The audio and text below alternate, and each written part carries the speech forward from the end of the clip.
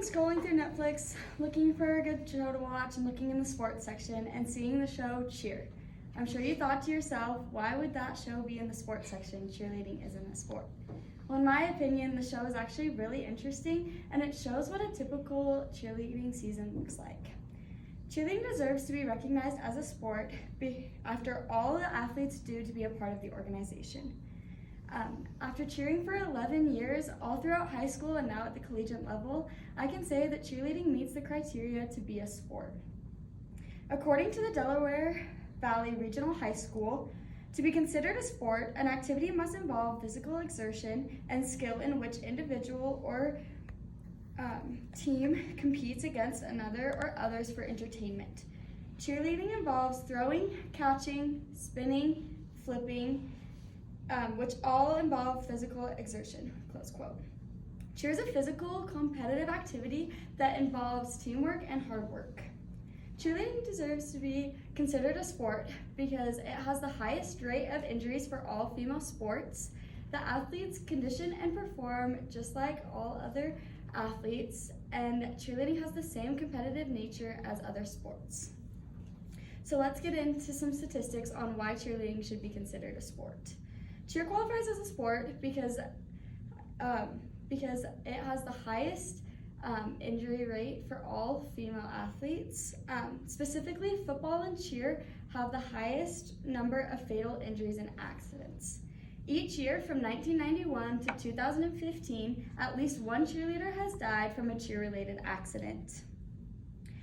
In addition, a study conducted by the National Center for Catastrophic Injuries Research found that collegiate cheer accounted for 70.5% of all female catastrophic sports injuries, and high school for 65.2% of all female sports injuries.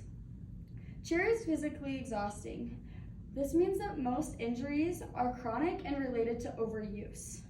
The most common injuries for cheerleaders include strains, sprains, dislocations, fractures, concussions, and other head injuries. Personally, I have experienced lots of injuries from cheerleading. In high school, I was cheering at a basketball game and I got dropped from a stunt. I landed on my elbows and hit my head on the hardwood floor.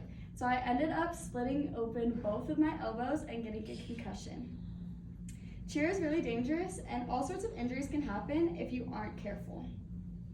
To further my claim, cheerleading should be considered a sport because the athletes condition and perform like all other sports. Cheer includes stunting and tumbling, which requires an insane amount of strength from all muscle groups. Tumbling requires you to get height and have the strength to flip your body around. While flipping, cheerleaders must use muscles from shoulders, legs, chests, and upper backs. So here's some video of some tumbling.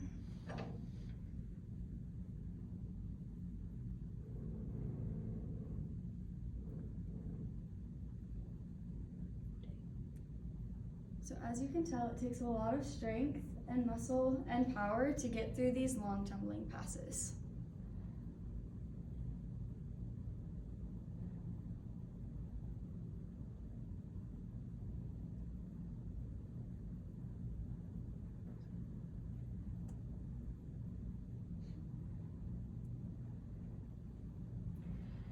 Stunting is the funnest part of cheerleading in my opinion.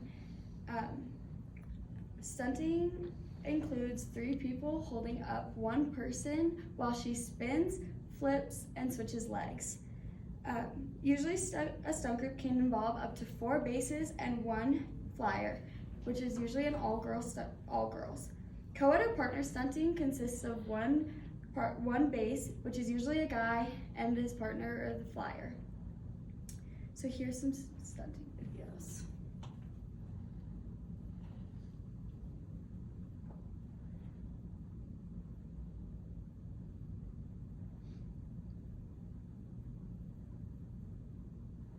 So this is co-ed stunting or partner stunting.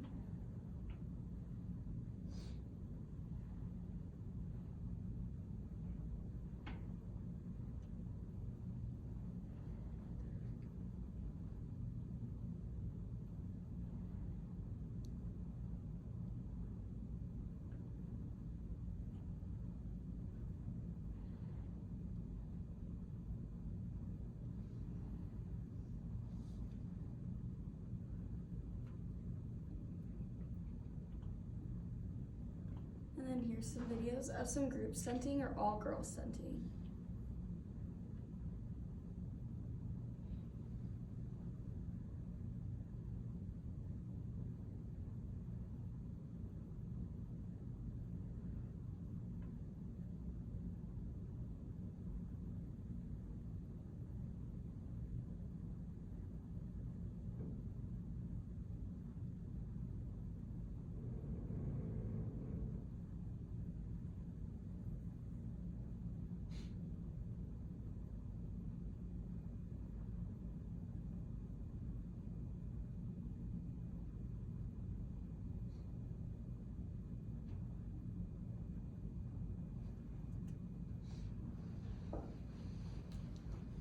Another reason cheer conditions the same is because the season lasts all year long.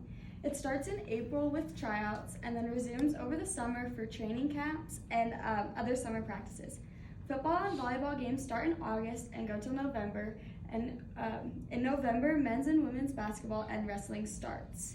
On top of that, competition season goes from December to March, so you never really get a break from cheerleading. Cheer is very physical, and if you aren't in shape, you can get really hurt. Since we condition and perform the same as other sports, we also have the same competitive nature that other sports have. In the surveys that you took, 94% of you said that you had played a sport at some point in your life. So you would know that the goal of sports is to win. There's also rules to keep the games fair and safe. Cheerleading is the same way. There are rules that you have to follow of what you can and can't do to keep everyone safe. So in high school, that you can't do things like backflips up to a stunt, or fulls without a mat, or basket tosses without a mat. Competitions are the same way. Depending on what category you compete in, depends on what you can do.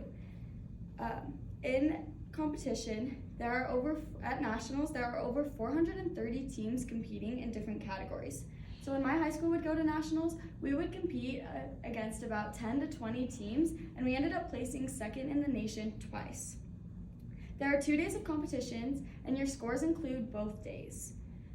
Teams can lose to another team by as little as 0.1 of a point, making it really intense. So in closing, cheer is considered a sport because of the similar qualities it has to other sports. Even though you may not think you can play cheerleading, you should be aware and help inform others of why cheer is a sport.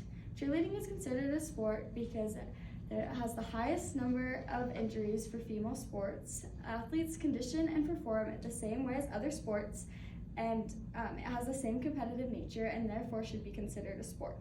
So if you're ever bored and need a good show to watch, Cheer on Netflix is really interesting and will help convince you on why cheerleading is a sport.